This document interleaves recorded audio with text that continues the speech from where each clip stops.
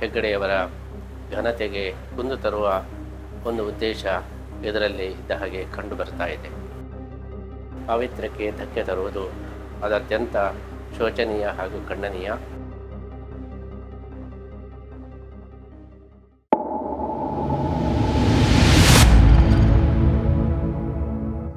ಧರ್ಮಸ್ಥಳ ಕ್ಷೇತ್ರದ ಬಗ್ಗೆ, ಶ್ರೀ ವೀರೇಂದ್ರ ಹೆಗ್ಗಡೆಯವರ ಬಗ್ಗೆ ಅನೇಕ ವರ್ಷಗಳಿಂದ ನಿರಂತರವಾಗಿ ನಡೀತಾ ಇರತಕ್ಕಂತಹ ಈ ಒಂದು ಅಪಚಾರವನ್ನು ನೋಡಿ ಮತ್ತು ಕೇಳಿ ನಮಗೆ ತುಂಬ ಆಘಾತವಾಗಿದೆ, ತುಂಬ ಖೇದವಾಗಿದೆ.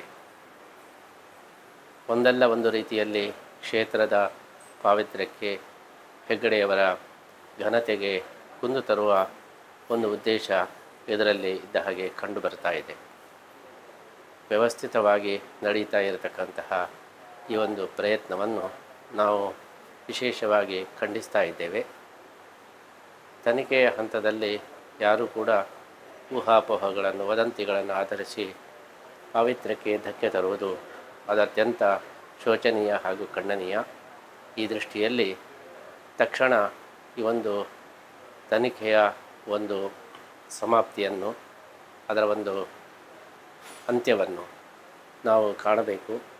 ಕ್ಷೇತ್ರಕ್ಕೆ ಯಾವುದೇ ರೀತಿಯಲ್ಲಿ, ಹಾಗೆಯೇ ಸಮಾಜದ ಬಹುವಿಧವಾದಂತಹ ಸೇವೆಯನ್ನು ಮಾಡಿದಂತಹ ಶ್ರೇಷ್ಠ ಸಾಧಕರಾದಂತಹ ಹೆಗ್ಗಡೆಯವರ ವರ್ಚಸ್ಸಿಗೂ ಕೂಡ ಯಾವುದೇ ರೀತಿ ಕುಂದು ಬಾರದ ಹಾಗೆ ಯಾವುದೇ ತನಿಖೆ ಇದ್ದರೂ ಕೂಡ ಅದು ಇರಬೇಕು ಹೊರತು ಈಗ ನಡೀತಾ ಇರತಕ್ಕಂತಹ ಈ ಒಂದು ಬೆಳವಣಿಗೆ ಅದು ಯಾವುದೇ ರೀತಿಯಲ್ಲಿಯೂ ಕೂಡ ಸ್ವೀಕಾರಾರ್ಹವಲ್ಲ. ಈ ದೃಷ್ಟಿಯಲ್ಲಿ ನಾವು ಇದಕ್ಕೆ ಶೀಘ್ರ ಸುಖಾಂತವನ್ನು ಬಯಸ್ತಾ ಇದ್ದೇವೆ. ಧರ್ಮಸ್ಥಳ ಕ್ಷೇತ್ರದ ಬಗ್ಗೆ, ಶ್ರೀ ವೀರೇಂದ್ರ ಹೆಗ್ಗಡೆಯವರ ಬಗ್ಗೆ ಅನೇಕ ವರ್ಷಗಳಿಂದ ನಿರಂತರವಾಗಿ ನಡೀತಾ ಇರತಕ್ಕಂತಹ ಈ ಒಂದು ಅಪಚಾರವನ್ನು ನೋಡಿ ಮತ್ತು ಕೇಳಿ ನಮಗೆ ತುಂಬ ಆಘಾತವಾಗಿದೆ, ತುಂಬ ಖೇದವಾಗಿದೆ. ಒಂದಲ್ಲ ಒಂದು ರೀತಿಯಲ್ಲಿ ಕ್ಷೇತ್ರದ ಪಾವಿತ್ರ್ಯಕ್ಕೆ, ಹೆಗ್ಗಡೆಯವರ ಘನತೆಗೆ ಕುಂದು ತರುವ ಒಂದು ಉದ್ದೇಶ ಇದರಲ್ಲಿ ಇದ್ದ ಹಾಗೆ ಕಂಡು ಬರ್ತಾ ಇದೆ. ವ್ಯವಸ್ಥಿತವಾಗಿ ನಡೀತಾ ಇರತಕ್ಕಂತಹ ಈ ಒಂದು ಪ್ರಯತ್ನವನ್ನು ನಾವು ವಿಶೇಷವಾಗಿ ಖಂಡಿಸ್ತಾ ಇದ್ದೇವೆ. ತನಿಖೆಯ ಹಂತದಲ್ಲಿ ಯಾರೂ ಕೂಡ ಊಹಾಪೋಹಗಳನ್ನು, ವದಂತಿಗಳನ್ನು ಆಧರಿಸಿ ಪಾವಿತ್ರ್ಯಕ್ಕೆ ಧಕ್ಕೆ ತರುವುದು ಅದು ಅತ್ಯಂತ ಶೋಚನೀಯ ಹಾಗೂ ಖಂಡನೀಯ.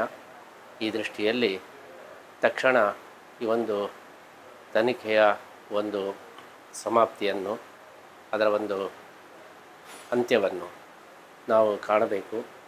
ಕ್ಷೇತ್ರಕ್ಕೆ ಯಾವುದೇ ರೀತಿಯಲ್ಲಿ, ಹಾಗೆಯೇ ಸಮಾಜದ ಬಹುವಿಧವಾದಂತಹ ಸೇವೆಯನ್ನು ಮಾಡಿದಂತಹ ಶ್ರೇಷ್ಠ ಸಾಧಕರಾದಂತಹ ಹೆಗ್ಗಡೆಯವರ ವರ್ಚಸ್ಸಿಗೂ ಕೂಡ ಯಾವುದೇ ರೀತಿ ಕುಂದು ಬಾರದ ಹಾಗೆ ಯಾವುದೇ ತನಿಖೆ ಇದ್ದರೂ ಕೂಡ ಅದು ಇರಬೇಕು ಹೊರತು ಈಗ ನಡೀತಾ ಇರತಕ್ಕಂತಹ ಈ ಒಂದು ಬೆಳವಣಿಗೆ ಅದು ಯಾವುದೇ ರೀತಿಯಲ್ಲಿಯೂ ಕೂಡ ಸ್ವೀಕಾರಾರ್ಹವಲ್ಲ.